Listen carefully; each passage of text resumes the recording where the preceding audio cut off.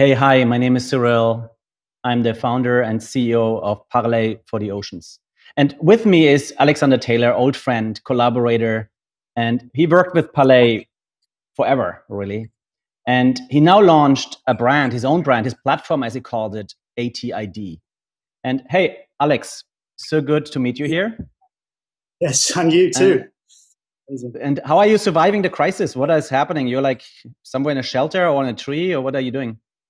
That's right. Well, no, I'm in the studio.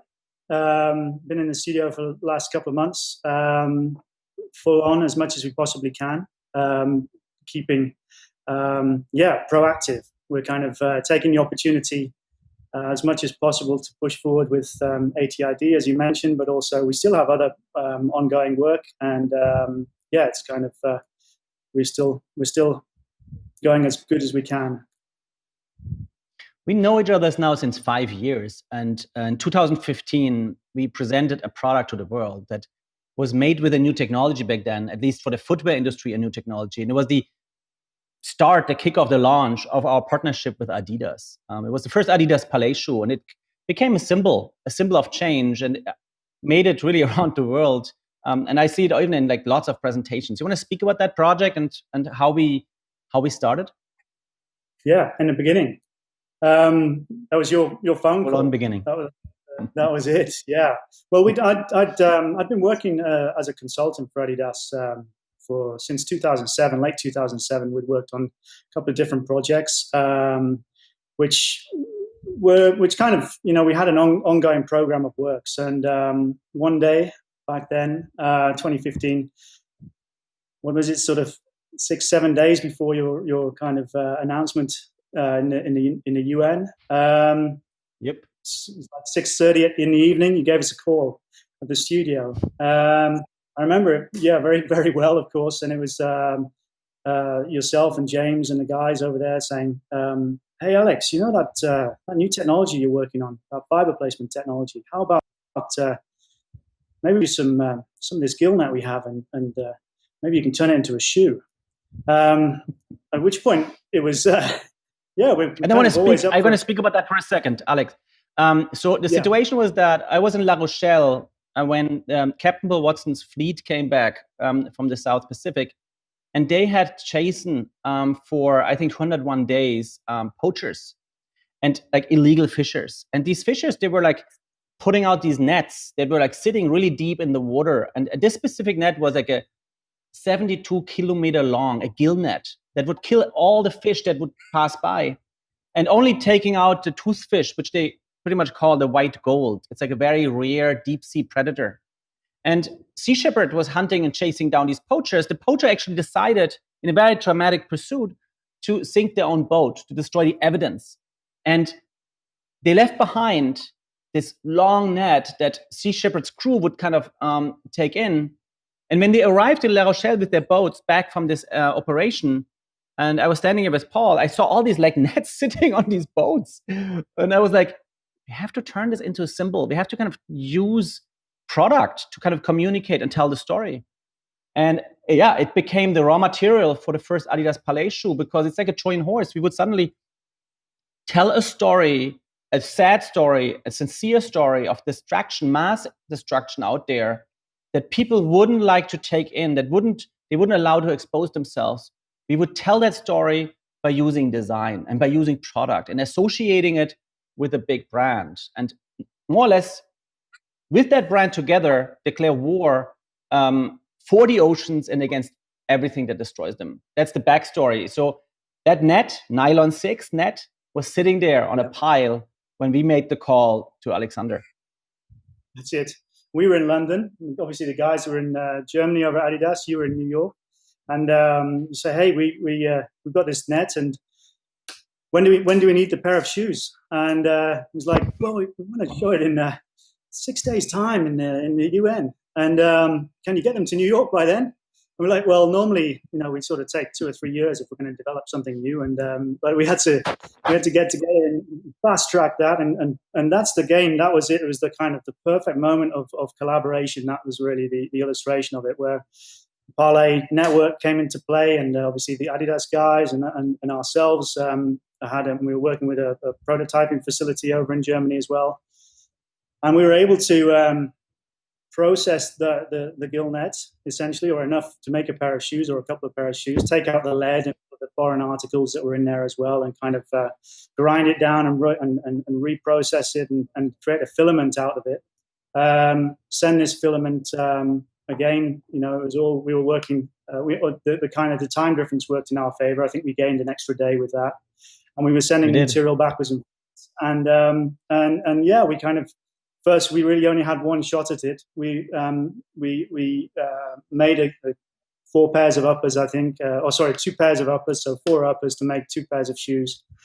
Came to the kind of the 12th hour before those shoes had to be sent over to New York. There were all sorts of discussions. I remember, Alex. How did you feel when at the United Nations we had this conference and this shoe was pretty much a symbol of a new economy, of like it was a battle shout to end the destruction. Yeah, I mean, I often say that I have talks and I talk a lot about that shoe, and it was the best moment that I ever had in design was that backstage there when we pulled out the shoes, and it was Sid Chakravarti, who was the captain of the Sea Shepherd boat, that had pulled out the gill net. It took 4.5 weeks pulling out by hand, like you mentioned, and he pretty much shed a tear, and it was like that was the power of design right there, and the power of collaboration and a collective will to do something about it. Was all that moment was in that that room at the time, and then obviously to have it presented on stage a few hours later or a couple of hours later was really a signal and something as well. Again, from a design perspective, it was the perfect moment where you could design was the messenger to carry. A story essentially to the world. The product, the brief was amazing because we had to make something that as well would tell that story. So it was intuitive to the cause and again, an illustration of how powerful design and collaboration could be. So yeah, that was it. And also you often make a prototype and it's sometimes the most beautiful kind of execution of the product. And it gave us the opportunity as well to then continue the narrative and the story of that product. And over the years, it's developed and become, kind of carrier for the story with regards to that. It's actually more. It was more than a product. It was actually a way of looking at the massive and rapidly growing destruction that is happening right now. And for people who don't know, we are in the 6th mass extinction event. Every day there are at least 400 species that we know of. They're going into extinction, that they're not coming back. Unless some guy in a lab sometime will create them back as a Frankenstein. But the truth is that we created a toxic age. We humans created an age. We are the asteroid, the meteorite that is hitting this planet and destroying life in rapid speed. And at Parley, and it's not like unusual. It's pretty much also at the United Nations or other environmental organizations and also a lot of governments. We're looking at a 10-year timeline now. We're looking at 2030, the year 2030, where if we don't turn things massively around, like plastic pollution, overfishing, illegal fishing, climate change, then we're pretty much screwed. We will not be able to live the lives that we know so well of. And so when we started 8 years ago at Parley, when we started 8 years ago, we stopped being a design firm and decided to be an environmental organization. We saw that environmentalism was something very, very often angry. It was all about like putting fingers or pointing fingers and blaming and shaming people. And it was not inspiring. And we felt that you can only make a jump into the future. You can only improve. You can only kind of work your way out of this toxic age, out of these old materials, these old business practices, this old idea of exploitation, if we are going and redesigning, reinventing these materials and inspiring people and taking on these like really sincere problems and not seeing them only as something sad, but as a door, as an opening, as an opportunity to create new. And that's something very beautiful. Our generation, we grew up, I don't know how you feel about that, Alex, but when I grew up, I felt the world had everything. Everything was defined. There was no gap really for something new. It was really difficult to find your own place and to say, oh, there's a reason for me to be here, to add something to the things that are already here. And suddenly this is actually the sad advantage of the new generation, it's a burden, of course, but also it's an opportunity that everything is up for redesign. Designers like us suddenly have a new role to play. It's not about anymore painting things, making them nice, making them beautiful. It's about taking a stand and pushing. And I think you now, by liberating yourself also from this like framework of being a commissioned designer and opening up your own platform and putting these values behind it of like reusing things, going as waste-free as possible, questioning materials, questioning standards, even questioning old ideas of producing, storing, and then more or less trying to sell them after you already made a pile of that, towards more an on-demand direction is I think that's more or less a declaration of independence for designers. It's an applied research, isn't it? That's the thing. It's an applied research and a kind of an action. I mean, it was always a call to action. Getting, like I say, your call was a call to action, and to do the project. And I think as well, when we talk about materials at that time, there was also, I think, there was also a stigma attached a little bit to kind of the recycled or the kind of, the sustainable, what are sustainable materials. And it was a very limited palette that was always kind of referred to. It was always very beige. And it was kind of like, okay, well, yeah, you can do a hemp. Yeah, everything's got to be hemp or something. And it was kind of, but this was really a kind of a moment, I think, as well, where we could illustrate that technology would play its part, and it didn't have to necessarily be something that, sustainability didn't have to necessarily be such a narrow kind of window of opportunity. It could be very broad, and it could be about not only the material, but also, like you say, the systems and the partners and the collaboration aspect of it. And then also illustrating it through, such a big brand from an Adidas perspective. And not go back in time, but actually going into the future and saying, this is eco-innovation. This is not even sustainability. This is the next. We're talking future. That's it. Yeah, that's it. It's this is it, and that was, again, it was like a line in the sand to say this is a commitment, and then from this day forward, we're gonna invest in that technology. We're going to invest in partnerships and create better products. And then there was, along with that came the consumer or the was ready for that moment also to invest which nobody expected. People felt like, oh, this is not relevant to our audience. They just want whatever, and they don't care. They don't want to take the responsibility. And boom, Greta is on the streets with millions behind her. Here is the next consumer. Here's the future. Here's the next generation. Yeah, and they have the voice. And now everyone, you have to be responsible.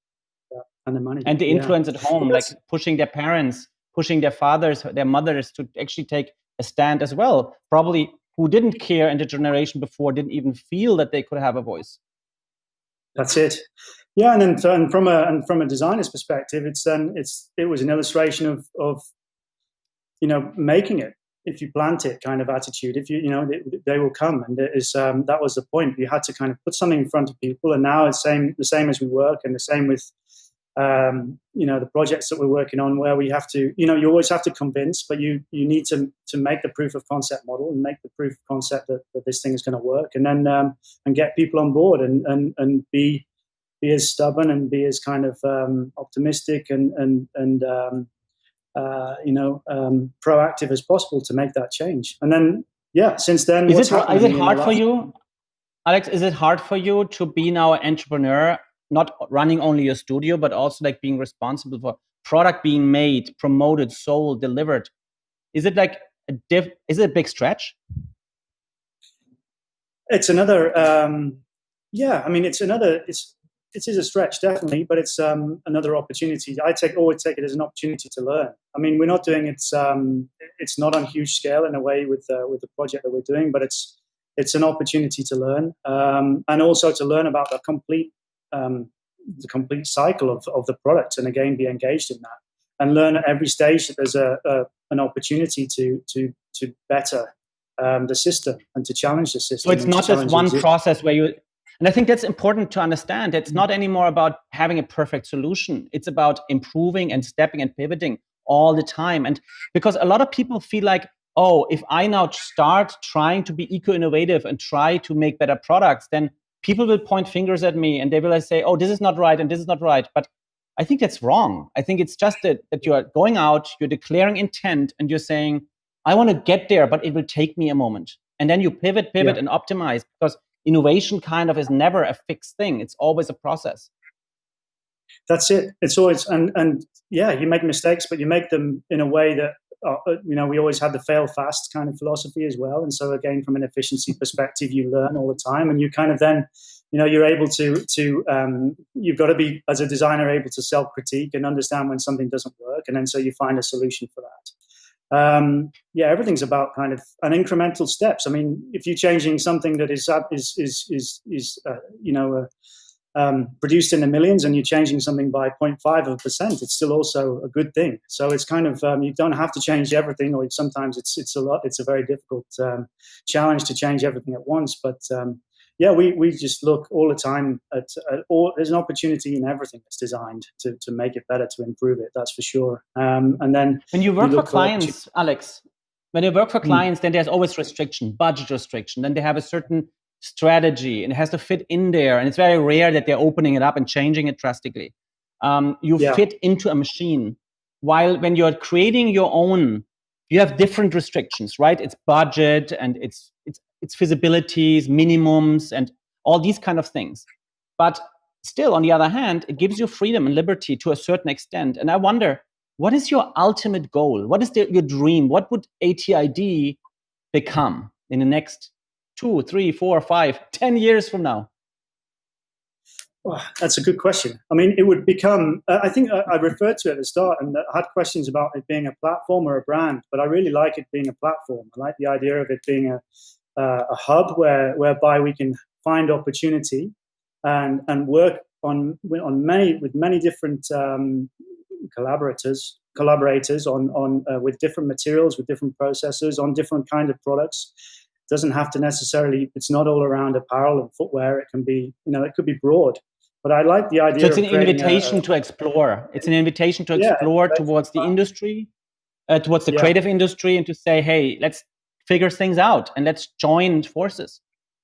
Exactly. It's a hub. It's something whereby we can not only sell small volume of product, but we can also, like I say, we can illustrate that we're trying things, and we can create it's a business card. It's a business card to go out there and say, hey, we're available. This is the way that we work, and let's kind of get involved in projects together. So it's very much in 5-10 years time, it's that idea of a kind of some kind of. So it's more laboratory than a brand. It's more like an open-ended laboratory, undefined, and it's also a showcase for you to actually show things that you otherwise couldn't.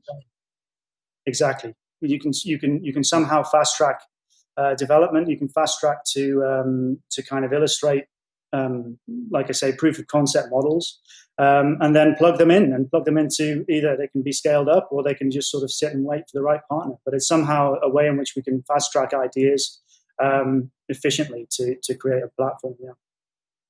What is the biggest challenge for a designer today to actually create? Some would call it sustainable products. We call it eco-innovative products. Let's say products that don't harm nature. What is the biggest obstacle that you experience? Well, as a designer, the biggest obstacle is potentially, there's two sides of it, I guess. One is the kind of the constant demand for product from a consumer perspective, and then also, people, this constant time-driven demand for something new, and then therefore not having the kind of the time available. That's the most important thing, is to kind of somehow have the belief in something, and then also allow it and enable it to grow and be developed in the right way. I guess the pressures of still the kind of the consumer is the hardest thing possible from a design perspective, because you always feel this demand for product, essentially, to create that. So the cycles, article. In a way, the seasons, the collection drops, that there is a rhythm in there which doesn't really allow that you're going really deep and changing things, or actually you have to all the time deliver. Do you think that's and that's the kind of fashion versus sustainable battle that exists? To have product that probably lasts longer and takes longer in development. That's it. Yeah, I mean, it takes a certain time. It takes time to design something which is intelligent, and then you have this idea that you want something to be, to last forever. But then at the same time, design might last forever, but fashion doesn't have the same kind of last forever attitude, does it? So you have to sort of also balance that and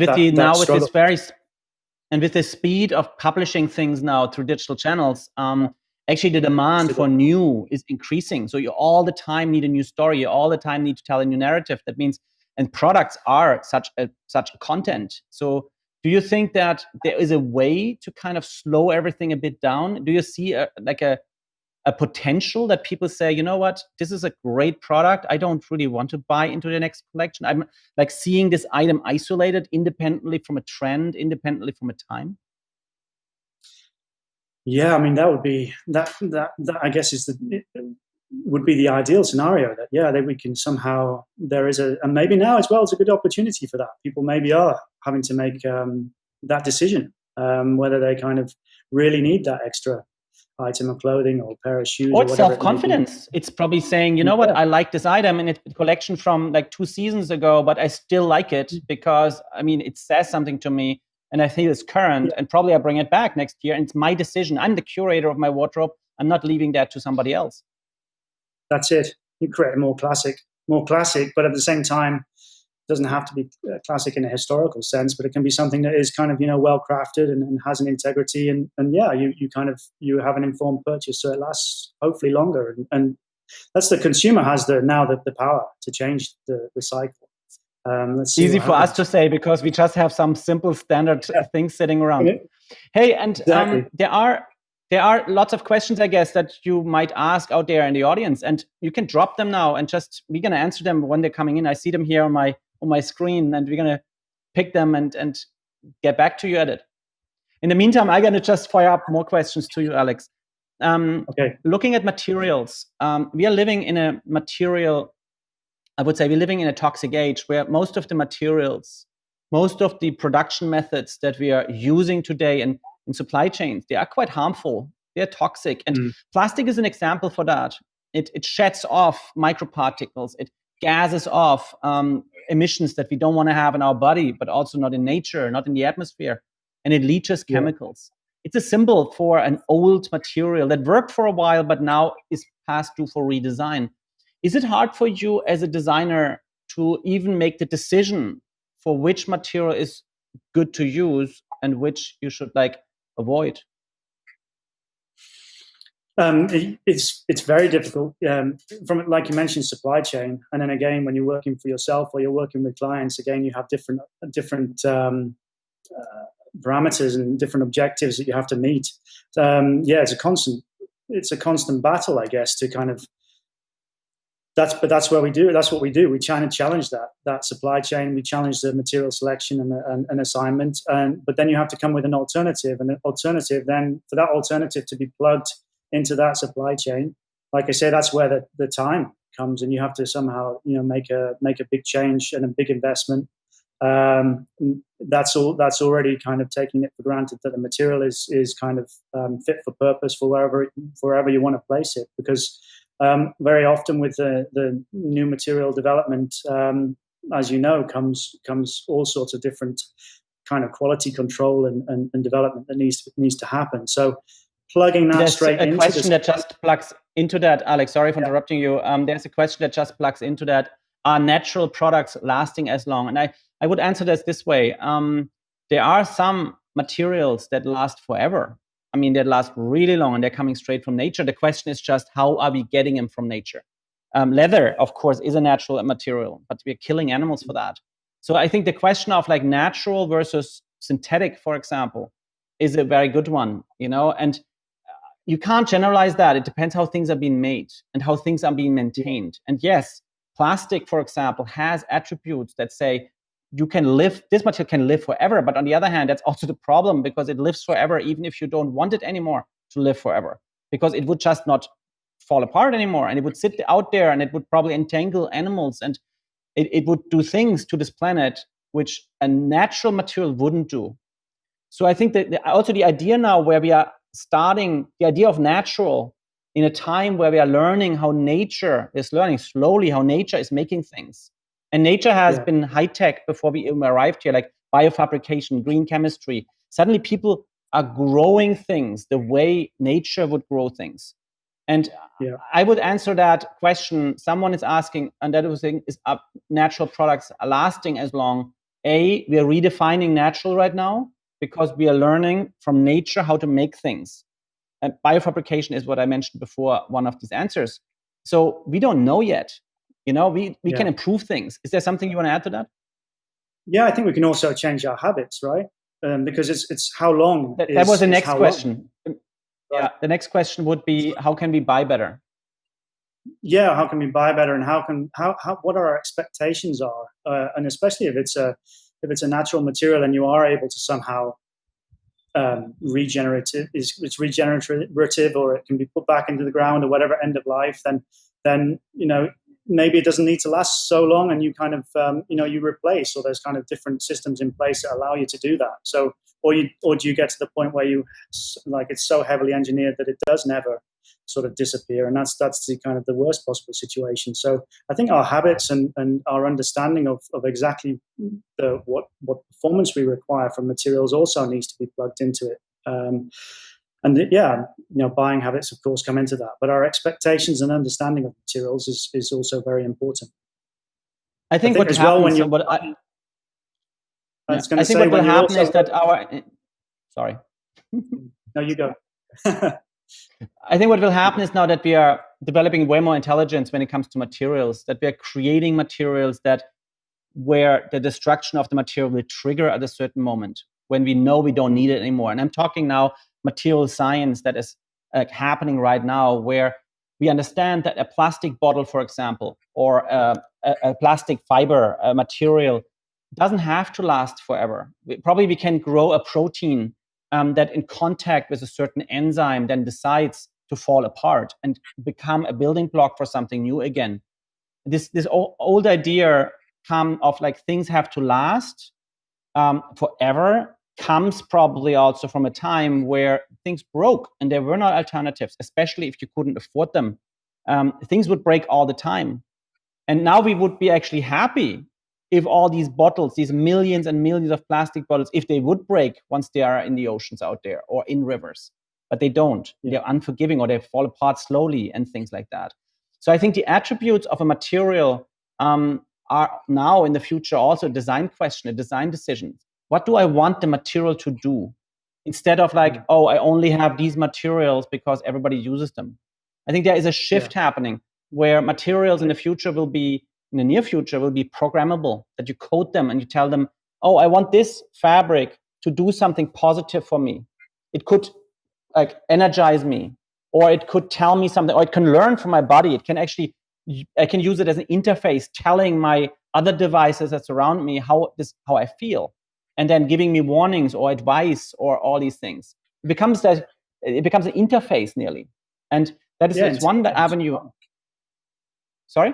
Yeah, intelligent garments, intelligent kind of materials that somehow respond and react, and that, like you say, have particular activators, or somehow they're able to respond to certain situations. All of that is it's believable, right? It's kind of coming somehow. You can see how that is the case, and then I think as well but then also from business opportunity and kind of working from a commercial perspective, different systems are enabled where brands take responsibility. So they kind of create this circularity where you're not necessarily who's the ownership aspect of it. Is it somehow there's the subscription based or something like that as well, or something where they're taking responsibility for the product, and after a certain time, that you return that and it's replenished and replaced, but it's closed somehow, and that's also, I think, something that you see is kind of coming, and the natural aspects of materials will enable that, I think, to happen more. So our kind of habits again will change, and there will be huge opportunities. Yeah, and I think Selfridges, to be honest, Selfridges presents itself here now as a direct-to-consumer laboratory for these things by introducing rental programs, by questioning materials, by banning certain materials. Like, it was the first retailer that I know that banned plastic bottles and started to use their spaces to educate or to inspire consumers to change the way they're looking at things. That's why we love this house, But I see that there is a trend happening now that I compare with the digital revolution back then, where at some point things would so drastically change that the old ways of doing things would not be acceptable anymore. They would drive actually people out of business. And this is now happening with what we call the material revolution, where at some point people will not accept anymore that they are only offered harmful materials, that they're part of the destruction. They want to see alternatives. And I see the questions here. There is a lot of question marks really out there. Like, what can I do as a consumer to behave better? How can I buy better? How can I understand why I contribute to problems that I don't even see? Because I'm not out there at the front lines, at the oceans. I don't see how fossil fuel, climate change, pollution, dyes, or kind of chemicals, how they destroy life out there. I don't see that when I eat a fish in a restaurant, that this fish actually killed another 100 fish because they got caught in the same net, but nobody wanted them. There is a lack of visibility. The consumers simply don't know what their impact is. They're positive or they're negative. And that's why I think we are at the brinks of like a massive change where the consumer wants to know. And we as designers have to create and support and push that demand and be nagging ourselves and ask the inventors, ask the brands to stand up and to risk and to question and to kind of establish new models, even if they might fail in the beginning. It was the same with digital. A lot of things failed, but then suddenly it was the new standard. Yeah, that's it. I think the designers sit in the middle of it all, don't they, as well? So they have the opportunity really to see it all happen. They see it from the marketing side of things. They see it from the product development side of things, even from the first mark that's made on the paper. If it's a particular sketch, they have the design and they have the full vision on the life of a product, and therefore have the responsibility as well to demand better, basically, and to demand and create change. And that's where, we have a huge opportunity. Education as well, like you say, is a big part of it. Education and going back into the schools and back into the colleges and trying to enable an education which somehow promotes as well. Like, because I think there's a lot of it where it seems it's quite a long way out of touch somehow, these new development, the labs and the science of new materials. And then it's how do you get hold of those as a designer, and how do you kind of work with that from a tangible perspective as well, and start to present those ideas into brands and into situations. I think is also something that is calling out for change. There needs to be some kind of mechanism that allows and enables more. Does the designer have a new? Is the designer, the profession of a designer, up for redesign? Does it need to be described new? Is there a new role that the designer is taking within society, within industry? Yes, I think so. I think but it harks back really to the origins of a designer in a way. Kind of ironically, it's somehow there to kind of find solutions and talk to everybody, right?